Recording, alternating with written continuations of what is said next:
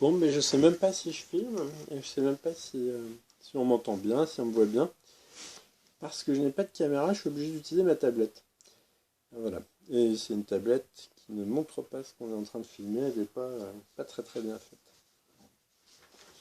Alors aujourd'hui, je voulais parler d'un article que j'ai lu, et je sais pas, dont j'avais envie de parler. Parce que je l'ai trouvé assez ridicule, et en même temps, j'imagine qu'il y a des gens qui doivent être sensibles au genre de choses qui sont racontées là. Alors ça s'appelle Lettre ouverte à un réfugié syrien s'imposant en France. Et c'est de Mike Borowski. Enfin, ça a l'air d'être de Mike Borowski, mais à la fin du texte, on découvre que ce n'est pas lui l'auteur. De Mike Borowski, rédacteur en chef de La Gauche m'a tué. Alors La Gauche m'a tué, c'est un site web qui n'est pas trop de gauche.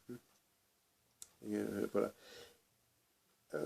La Gauche m'a tué, on remarque qu'il y a une faute d'orthographe. Ça choquera les plus jeunes, qui se diront que vraiment il y a des gens qui écrivent n'importe comment, mais en fait c'est une référence à un fait divers célèbre qui est l'affaire Omar Haddad dans les années 90, où on avait retrouvé un mot écrit avec du sang. Il y a écrit Omar m'a tué avec cette faute d'orthographe. Donc l'infinitif à la place du passé composé. Et ça avait étonné, ça avait fait rire. Et depuis 25 ans, et ça commence à devenir assez lourd, plein de gens écrivent m'a tué. Tout est m'a tué. Facebook m'a tué, machin m'a tué, l'open space m'a tué, je sais plus. Il y a des tas de livres chaque année qui sortent avec cette formule. Voilà. Qui commence à devenir assez lamentable. Mais bon, c'est pas grave, je vais pas faire un coup de gueule sur le m'a tué, mais je remarque. Voilà ce que ça raconte. Salut! Je t'ai vu à la télévision dimanche soir. Tu débarquais triomphant de ton bateau pneumatique sur cette île. Donc là, comme ça parle d'une île, j'imagine en fait que ça n'est pas en France que ça se passe. Là, ça nous dit que le réfugié syrien s'impose en France, mais les Syriens qui débarquent en bateau pneumatique ne vont pas jusqu'à la Corse ou à Belle-Île, mais ils s'arrêtent plutôt plus proche de la Syrie, en Méditerranée, par exemple en Grèce. Je t'ai entendu jubiler que tu avais 20 ans, que tu étais chrétien et que tu fuyais la guerre. Donc on sait qu'en Syrie, il y a une guerre, et que les chrétiens, les yézidis, ou toutes les personnes qui sont contre un des camps en présence, risquent leur vie. Et donc il y en a énormément qui se sauvent, qui essayent d'aller vivre en Europe, par exemple. L'Europe étant plus près de la Syrie, c'est assez logique. Et puis donc voilà, l'Europe représente une certaine stabilité, pour l'instant encore. Voilà, il n'y a pas de guerre. Les médias occidentaux gangrénés par les journaleux gauchisants ne savent plus quoi faire pour essayer de nous culpabiliser. Donc si on parle des malheurs des uns et des autres, c'est pour culpabiliser la malheureuse personne qui écrit ce texte, qui est vraiment qui se sont oppressés par toute cette culpabilisation.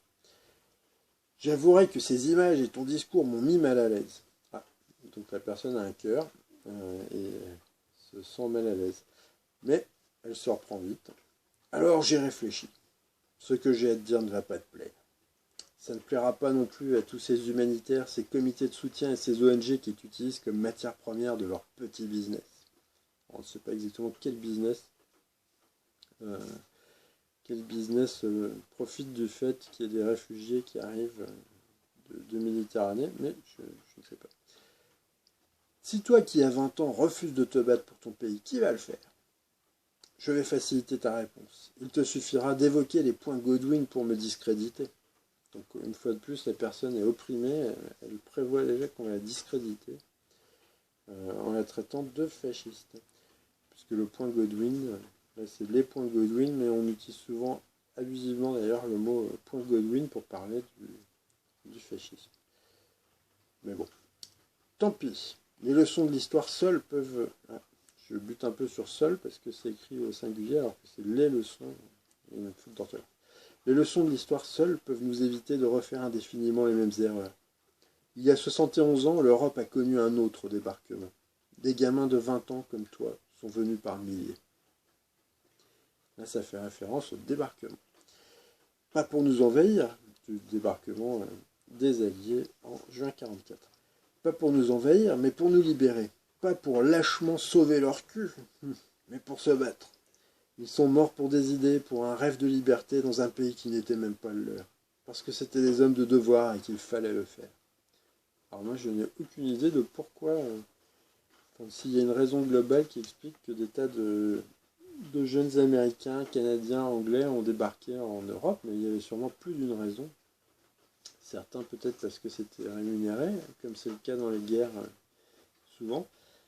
Beaucoup aussi parce qu'ils pensaient que les armées de l'Axe allemandes et japonaises finiraient par arriver aux États-Unis si elles n'étaient pas stoppées en Europe. Et puis d'autres pour l'Europe, certainement. Mais bon. Mais peut-être pas uniquement parce qu'ils pensaient que c'était leur devoir. Mais bon. Je ne dis pas qu'ils sont morts en héros. Ah. Normalement, c'est le lot de consolation de la mort des militaires, c'est d'être un héros. Alors c'est vrai que qu'on en fait souvent un peu trop avec ça, mais pour le coup, mourir pour une bonne cause, ben, dans un sens, c'est mourir en héros. C'est un peu vache de leur refuser ça. La mort n'est jamais belle, effectivement. Certains ont atrocement souffert, d'autres sont morts comme des chiens. Bon, mais ils l'ont fait. Tu commences à comprendre où je veux en venir ? Je sais bien qu'il y a des perspectives plus réjouissantes que de devoir prendre les armes et se battre. Le politiquement correct et la bien-pensante dominante font que l'on glorifie désormais les fuyards et les déserteurs. Sache qu'il y a encore dans cette Europe de sans-couilles quelques hommes d'honneur, quelques patriotes, estampillés vieux cons rétrogrades par toute une frange des fiottes qui te soutiennent. Et que pour ces hommes d'honneur, tu n'es qu'un lâche. Tu n'as pas de courage, tu n'as pas d'honneur, tu n'as pas de pays. Je ne te méprise pas, tu n'en vaux même pas la peine. Donc, procédé connu, la personne est tellement insignifiante qu'on ne se donne pas la peine de la mépriser. Mais par contre, on a très peur qu'elle arrive en canot. On dit qu'elle débarque. Tu as réussi à escroquer tes parents pour avoir de quoi payer les passeurs. Tu continueras à vivre en parasite puisque c'est comme ça que ça fonctionne et que c'est l'idéal qu'on t'a fait miroiter. Alors là, on sent quelqu'un qui en a marre que ses enfants lui demandent de l'argent. Mais bon. Il y a cette autre question qui découle de la première et qui entretient mon malaise. Si tu n'aimes pas assez ton pays pour te battre pour lui, que viens-tu faire chez moi ? Ne me dis pas que tu vas aimer ma patrie. Ne me dis pas que tu vas aimer ma patrie comme la tienne. Tu viens de lui tourner le dos. Au moindre problème, tu reprendras ta route. Je sais que je ne peux pas compter sur toi. Donc la personne voudrait que les gens qui fuient la guerre dans leur pays viennent pour se battre pour notre pays, par exemple. Et alors que là, il a peur qu'en plus, non seulement il envahit la France, mais c'est pas pour rester, c'est pour s'en aller. Oh là là. Eh ben, alors dans un éclair de lucidité, la personne continue et dit « Je suis un sale con nationaliste. Mes écrits puent l'extrême droite. On m'accusera d'être xénophobe, que mes propos secrètent la haine. Tes nouveaux petits copains médiatico-humanitaires donneurs de leçons ne vont pas me louper. » J'aimerais bien que ça parle de moi, mais je suis pas sûr que la personne verra la vidéo. Tu peux me haïr, c'est facile. Mais sache une chose, dans 30 ans, quand tu regarderas en arrière et que tu verras ce gosse de 20 ans qui a refusé de se battre, tu te détesteras. Tu comprendras ce que je voulais dire, mais il sera trop tard. Et oui, parce que donc ce qu'on nous explique, c'est que si la personne est vivante dans 30 ans, elle se rendra compte qu'elle n'est pas morte à 20 ans pour ses idées, et du coup elle se détestera. Alors que si elle était morte à 20 ans pour ses idées, dans 30 ans, elle sera très contente. Voilà. Elle aura 50 ans, enfin elle sera morte depuis 30 ans. Non, c'est pas clair en fait. Pourquoi est-ce que quelqu'un serait content d'être mort il y a 30 ans ? Bon. Voilà. Et ça finit par tant pis pour toi. Et puis, juste après le texte, c'est écrit texte rédigé par Mireille Grechter. Mireille Grechter, il commence, ce n'était pas Mike Borowski. Alors, j'ai fait une petite recherche et j'ai vu que Mireille Grechter était quelqu'un qui participait à Riposte Laïque, qui est un site grosso modo, qui utilisent le mot laïcité, république, etc. pour dire on n'aime pas les autres. Et surtout les musulmans, notamment. Voilà. Donc pour eux, laïcité, c'est obliger les musulmans à manger du saucisson, etc. Voilà. C'est un peu lamentable, mais ça existe. Riposte laïque. Donc cette personne sur Riposte laïque est identifiée comme une infirmière suisse. Donc infirmière suisse, comment? Alors c'est là que je m'étonne parce que le texte est quand même très très viril, quoi. Hein. C'est Europe de sans couilles, les fiottes, etc. On sent comme ça une espèce d'esprit viril. Et d'ailleurs tout le texte est écrit au masculin par Michel Grechter qui s'est donc un peu laissé emporter par cette espèce d'esprit du débarquement. Parce que là, elle se dit, voilà, il y a 70 ans, j'aurais débarqué, moi, avec les Américains. Là, elle peut pas, parce qu'elle doit avoir autre chose à faire, et puis c'est plus, il n'y a plus de débarquement à faire. Hein. Mais l'Europe est plus nazie, elle n'est pas, ou elle n'est pas encore redevenue, parce que des gens comme ça, je pense, sont plutôt de ceux qui nous y font revenir. Mais enfin voilà, on s'y retrouve plus trop avec toute cette gender théorie là, hein, des infirmières suisses qui nous parlent de leurs couilles, c'est très étrange. Ou alors c'est quelqu'un qui fantasme dans son coin, qui s'imagine en infirmière suisse,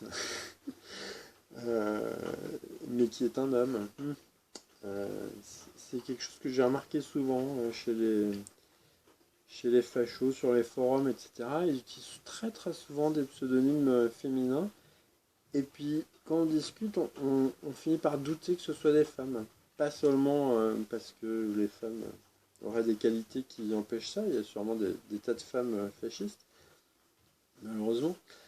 Mais au bout d'un moment, on voit arriver des tournures typiquement masculines et tout qui dénoncent un petit peu l'idée que ce sont des femmes.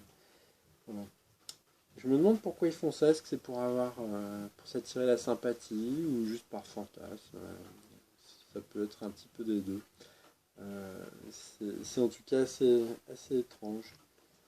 Mais bon, voilà, c'est un article assez lamentable, mais je sais pas. J'aurais pu écrire un article pour en parler, mais un article sur un article, je préférais en parler comme ça, en vidéo, en espérant que ça a bien enregistré. Eh bien, bonsoir.